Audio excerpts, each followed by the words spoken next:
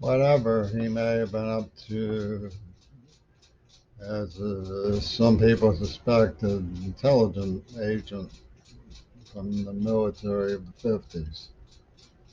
I don't know if that's what's going on, but my father was not a very mysterious person. And the way I felt when I woke up this morning sort of makes me reminded me of what he said when he was saying goodbye to the planet, goodbye to all of his dearly beloveds. He was envied the people of past generations who died and looked at the continuum, because to him he was seeing how bats have nuked in the sky and the planet and um, the great danger, dismay. He used to be sort of surprised when he'd read an editorial in the paper that he approved of, and he'd nod, he'd call me, "Oh my goodness, your name was at the bottom." That really happened. He read the whole thing through, nodding his head, not realizing he was hearing from me. Because I had observation that the military industrial complex was taxing and spending for grossly irregular things when all of these world cultures have been around a long time and have singularly invested in learning. All of them have. You don't need me to tell you the Russians are brilliant. You don't need me to tell you the Chinese are ancient. You don't need me to tell you that the Americans are canny. You don't need me to tell you much of nothing. But somehow nobody ever said things that he liked to hear. And he would get to the bottom and see my name and he'd clap his forehead. "Oh, my son, give me a call." I don't know that that's going to take your breath away. Sitting on the abyss with Henry Kissinger, observationing China preferring not to have Ed Markey around. Why don't you ask him, Ed? Why don't you just say, we saw how worked up you were. I'd like to come and see my friends in Taiwan. It doesn't look like you did nothing wrong, except that you didn't ask China. If we're going to talk about a status quo, Henry Kissinger thought he had that all set up. And Russia had it all set up with the older George Bush. We weren't going to expand NATO. It's not very pleasant when we're the cause of some friction. You can say, "Oh, they're always telling fibs and they have brainwashing implements," and they make mincemeat of me.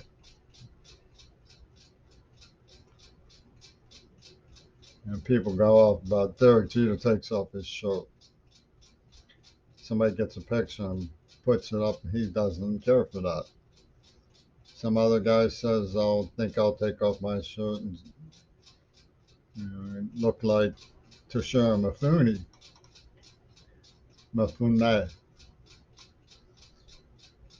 And then other people pimp backwards. They don't like to hear that distinguished people have privacy. Because when they hear distinguished people have privacy, they get out the pit bull to tug at the curtain. What's going on back there in that privacy? Well, I'm not going Monty Python you with what goes on in privacy. What's going on in privacy is that people are cleaning their socks by hand and putting them out to dry the old-fashioned way. There's not much more to it than that. So, I had to undo my top button just like Alexei Navalny. So, I'm schizophrenic, they say. Whatever it is, my head is backwards. I button my shirt wrong sometimes. I will get the third button in the fourth hole when it goes down. And I don't even get aware of it. I'm old. I'm not going to use a rubber for it. I'm not going to embarrass you. But it's the same thing. Um, I go to the bucket, I have to be very careful. I'm old. And I have IBS. I'm not a joy to be around. My stomach rumbles because of something they did to me. It's not a very nice thing to do to somebody. So, but I don't mean to embarrass the girls. When you say the word privacy, ooh, everybody blushes. I'm the same way. I'm no different. See my grandpappy up there on the wall. Distinguished citizen of Poplar Bluff, Missouri. That's who I have to live up to. So, I'm not strutting myself. I'm not showing anybody without my shirt. Derek Jeter, he played baseball with Ichiro Suzuki, who was following me around like a bagel. So then we have some story, some tall tale about Jimmy Cray, the war criminal. Hmm. That's a tall one. Anyway, Bilbo wanted to go on working on his poems. He didn't want another adventure. I'm the same way, but I don't know what to say. I got a beautiful painting, I need medicine and stuff. Yeah. Everybody knows I love a wife from Korea. My sympathies get dragged around, put up for boxing matches all the time. I wanted to study Russia. I didn't want to have to pick sides in a economic thing. So what would they do to me? It makes me wonder. Well, they might do me like the Tsar's family, for all I know. They might do me like Anna. They might do me like Theodore. Oh my goodness, we've changed our minds at the last minute. It depends on their sense of humor. If I were there, I'd be under their sovereignty. What would Pittsburgh say? Oh, he's going to spout. You can imagine the phone hall gang. He's a traitor. He's going to spout. He's going to point the finger at us. What would I say if I debated Durgan? I'd say talk. You're interesting. I'd like to hear what you have to say. It's all a puzzle. Wrapped in an erroneous.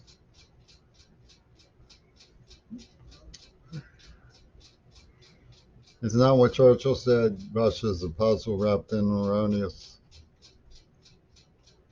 Is that something my pappy would have said? I don't know what to say. Don't bring us to the brink of war anymore. Senator Mark, yeah, I stand with you. You know I love you. You know I love Massachusetts. I want to come home to Worcester.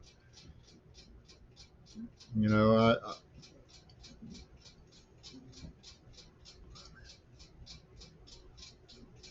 I like people. I'd like to see people get along.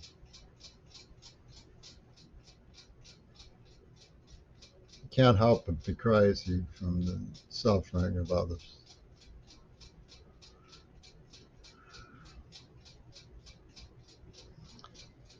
Anyway, I'm not a diplomat. No, I'm not a Rhodes Scholar. I'm none of that stuff. If anything, I'm like a prisoner of some sort. I don't know who got into the heads to call me a stand-in substitute. After we moved from Wanamaker's little um, park house gig, after we escaped, I thought, you know, way across town. I see pictures of myself, and I was still really little. It's hard to imagine what I went through, what I was when I went through what I went through. When I see those pictures of me when I was really, really little, and it was over by then. I don't understand how anybody could think I had anything to do with it. But I heard an imaginary voice, not like the kind of, you know, pickle bean stuff, but just like it's called an ideation. It's like a wallflower in your imagination. An idea pops into your head, is how they put it. Just give us one sacrifice, give us one small child. And even at the time, I think I wondered if it was some winemaker whispered into my ear when I was sleeping over. Just give us one sacrifice, give us one small child. I wondered how could such an ideation come into my head that way, you know? But I didn't have enough, you know, background on the all in all. I was sort of tenaciously convinced. I don't mean that I was trying to brainwash myself. I was genuinely convinced that the reason those things happened was because somebody just hated me. There was something about that poor, evil neighborhood where everybody just decided that they didn't like me because I thought I was special. I mean, that still goes on, you know. The old black fellas, don't you think, oh, thinking you're special. And these weren't even the black people. That's why we're getting, yeah, so I mean, there's a provincialism about it. That much is true. And that's what convinced me that it was just me. And that's why, I mean, if you take me to the ICC or whatever it is, International Criminal Court, there's not really much left that I can or would be able to offer to say about the situation. You know, am aggrieved about it, but it seems like the people I apologize to have sort of decided that they it was a necessary thing to have to do. I mean, I would certainly be interested in talking to people. Did you know?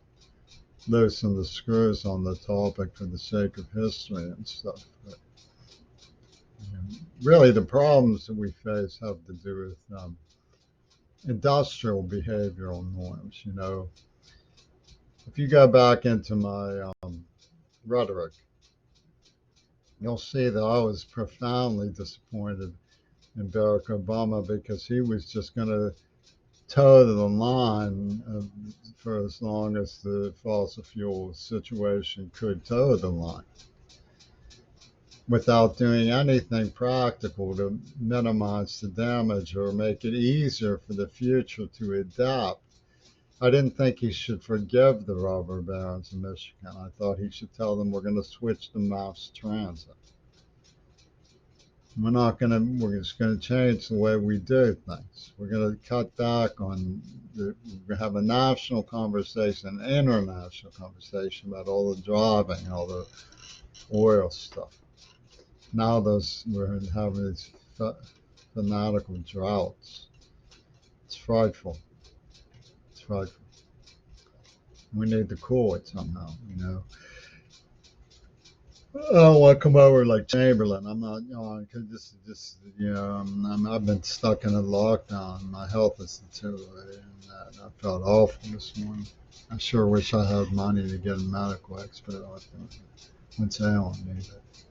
61 is a long time. I admit that. You know, you get bravado sometimes. You think I'll come, my beautiful picture, to go to Russia and ask them, please, free Mr. Navlin. I just don't think I'm the type of dude, the truth. But, you know, with hindsight, I wish that I had had the courage to look at the Soviet Union flyers we being sent news, but I was very careful. You know, when it came to top secret information, I was not about to pry into things that were not my province. You know, I felt very painful about the petty crimes that I had witnessed. Really, very petty crimes. But I felt very painful about Trumpy Tunes speechwriter Adam Eisenstadt laughed at me. He said, "Oh, you were traumatized when you saw Safe Secrets." It's true. I didn't want to see them. I don't know why I saw them. It was creeping me out to be all boxed into some shiftless, weird legal abstraction like a cubist assembly. You know, gradually, the hypno stuff got this God theory weird through about me, and everybody was playing all um, British hooligan parochial high mind about. I'll try to explain this to the Russian Orthodoxy. What happens in American culture after things like the Beatles is that we got the picture that medicine was making it safe for girls to be lovers. And the girl who, towards the end of my high school years, was very close with me, Steady Honey. I know you know what a Steady Honey is.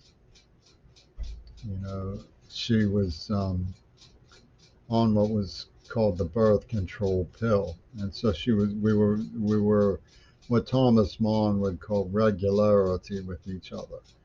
We were affectionate and amused by each other. We had a lot of fun, and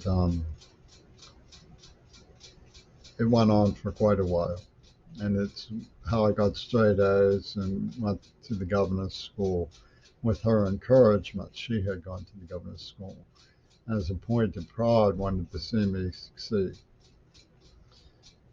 Of course, it's up to reviewers to decide whether I accomplished something as a deaf dishwasher in my poetry. Not everybody will say I did. Some people will say, considering, everything, he did pretty well with this stuff. I mean, I'm proud of one of my poems. What more can I say?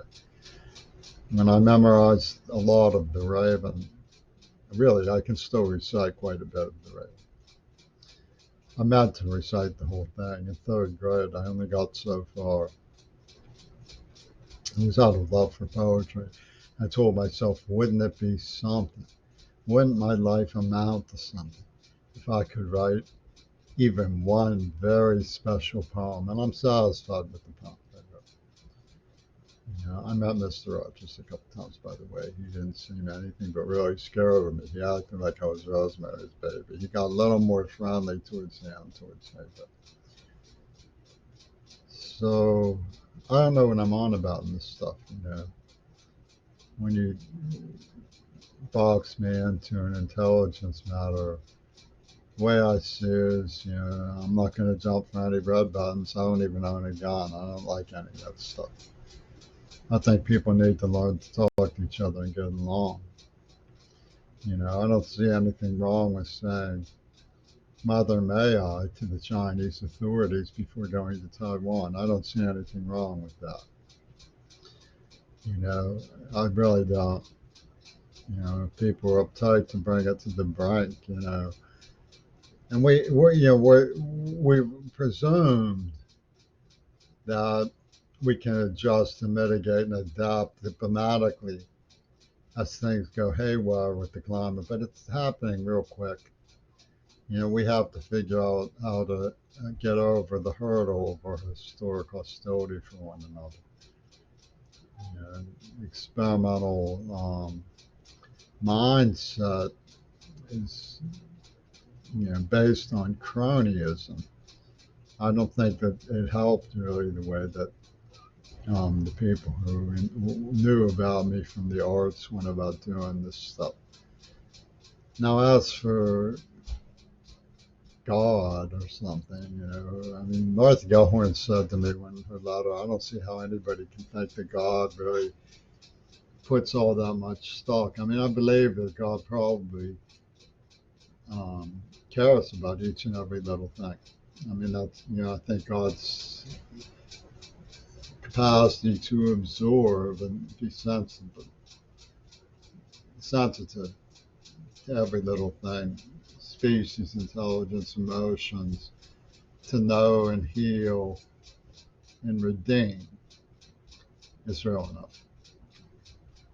But Martha Gellhorn had a very solid project when it came to God, and people who believed that God was meddling in our planetary affairs, which is just, as she called it, um, um, idiocy. She said, just forget about it. There's so much idiocy goes on. You can't just dwell and pick apart and think about all of this idiocy. Sensibility, I believe in. I believe that there's a traditional sensibility. And that makes sense to me. I can understand the traditional sensibility. What I was trying to explain was that in the modern era, with the stuff that happened, with the counterculture and the MK Ultra, people sort of got the idea that medicine could protect us. The birth control wasn't immoral. That God made us to not just procreate, but to work out together and to become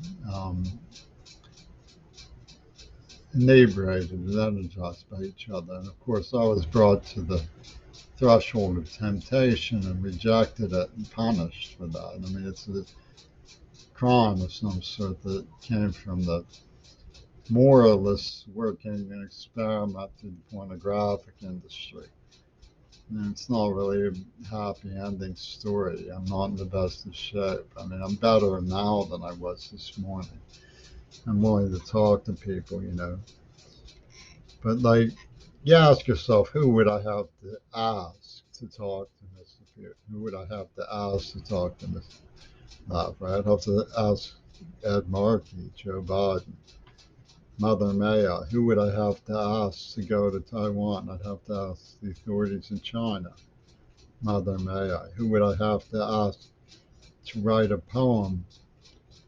Have the privilege of writing a poem about the North Korean people. I'd have to just ask me, I mean, poem is a poem, to make it appreciated or liked by them might be another story. And it'd be nice to work out some, but pain from the past has been caused. It's causing all kinds of repercussions. People don't appreciate everything that moves that's come out of America. There were some things that they do like. I mean, everybody likes film noir, but nobody likes hearing that the Axis used it to poach the Kennedys. I mean, you have to be careful. It's the proliferation of weapons in society. We saw, you know, um, prominent writer attacked a few days ago. I mean, I was held hostage as a child. It was absolutely horrifying. It's not an easy thing to live with the violence and proliferation that exists in society and the way that people light off after you. Like instead of being a person, you're some kind of bobblehead in the making. They can make you a martyr. I mean, it's atrocious in this management of society to not discuss those things when they surface. And I think what scares Americans about the Russian authorities is that when they get behind the scenes, they turn out to be really intelligent, well-spoken, attractive thinking people. I think that scares the living daylights out of the American um, spectator, because they know that the Russians forbid certain kinds of criticism. Nobody can comprehend, why is Alexei Navalny in prison? There's so many people like that, and we're not afraid of them. Why is he in prison? It doesn't make any sense to us. And then we see that they're intelligent. and the comparisons, like, there's some burning question in the left that would they have been pushed into war in the Ukraine if um, we hadn't taken license in Iraq. And so it makes you redouble. And people who have been opposed to American foreign inventors, who see that weapons proliferation is what's wrecking the Middle East, not Islamic society or extremism, it's weapons proliferation, have always had to live with the fear that they'll be accused of being communists and stuff. I mean, it's a fascist streak in American society. But then here we have this alliance between Dugan and Trump, and that doesn't make any sense. I mean, I don't want to dislike Dugan. I mean, he seems like a professor. I mean, I've known professors who come here who were under lock and key under the Soviets who were rejected because they were Marxist. Ivan Svitek is a good example. I mean, I'd be just as likely to take a class with Dugan as I would with Svitek. He'd certainly be safe around me. But I don't understand how it can be that um,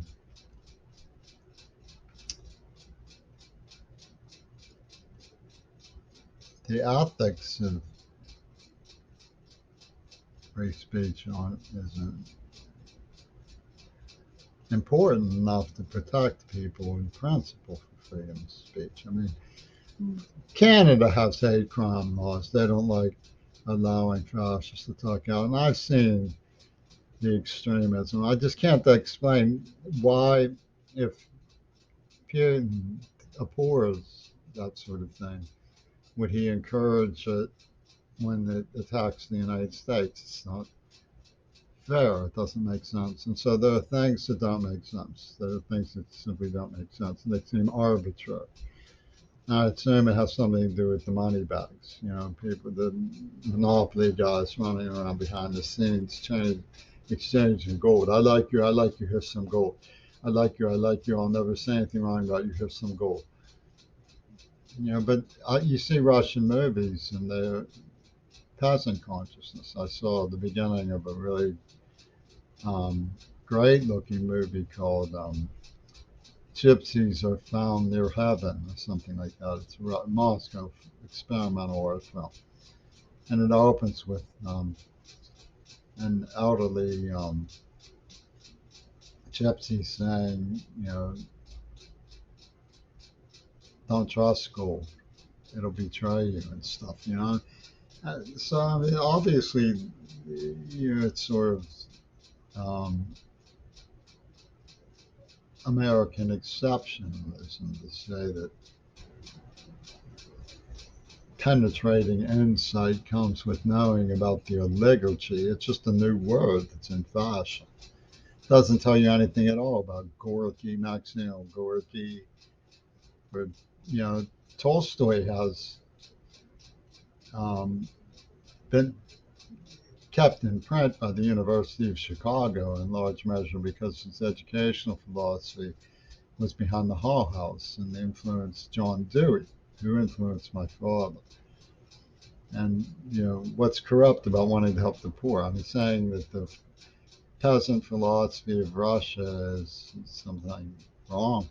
It's like saying the Salvation Army is something wrong. People have a lot in common. I think it scares people the thought that we could conceivably have diplomatic openings and learn to live with each other and not dislike each other. I think it gets boiler pointed with certain pressure point issues, like one I heard from the Russians that I happen to agree with. America has trouble taming its own hawks. I mean, it leads to something like Trump wandering off with things that belong in the custody of the civil government that's elected to protect things like that. But there's an argument to be made for transparency, and we need to have a clearer picture of what's really happening. And what I think Hollywood has done is alighted on a God theory of sorts involving human traditional self images of moral good. Like my grandfather up there is an image of a Midwestern man who was dignified, a man of the Ozarks.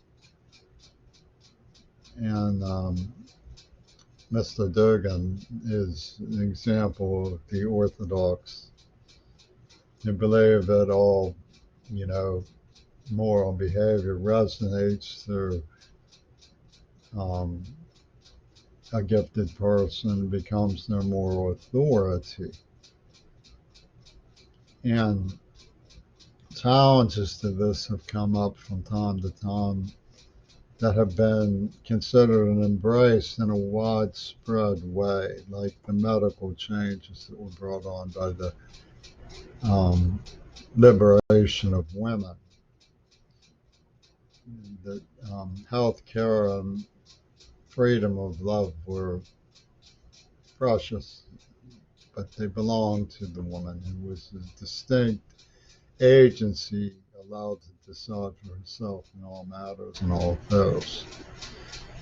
Some men put their hopes by that, and I can see why people who had it in for me would be jealous of the idea that had I been advised a little better, I would have been able to make myself more successful when it came to the fairer and truer of the sex of the species, which women are. But I don't agree with the film's view that women can't be trusted. I just don't think that I was treated very well. And I don't want to point the finger at anybody. But if you ask why did I play into it, the answer is always going to be the truth, which is that I was following the leer because it looked like a setup. I'm not into that kind of setup. It looked like an operation. Now, people, if they sat down, the United Nations said, we admit that this was an operation because of the herd survival issue that we need to get a grip on. And we need to shock people into behavioral modes so we're sustainable. There would probably be even people who would applaud. I would refrain from applauding because I thought it was trickery, you see. And part of the trickery, of course, has been to put the onus of it on me. I don't know that there's anything new that I could offer to that. If you come to me with insulin and my passport and say, we're going to take you somewhere else, I don't know that there's anything I could add to it. I still feel more or less like Bilbo. It's being an old fool about the situation. But you know where I live. I mean, I'm not going to leave my door open. It's just a practical hobby house. It's a practical hobby house. I my books and papers. I wish I had more space.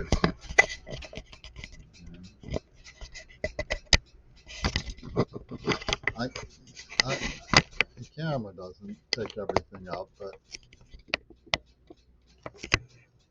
I could show you around sometime. I just don't think anybody would like having me around. Sir, madam, truly, your forgiveness I implore. I have IBS and so on, I don't know any judo. I can't play hockey. I'm not good at it. That's why I watch some of the people who are good at the things. I think, oh, that's nice. Wouldn't it be nice? Oh, that's nice. There's a lot of things I like about it, everything that's going on. I don't think there's no sense I don't think Ed Murphy meant anything. I'm not in a position to say anything else about it. He's a nice person.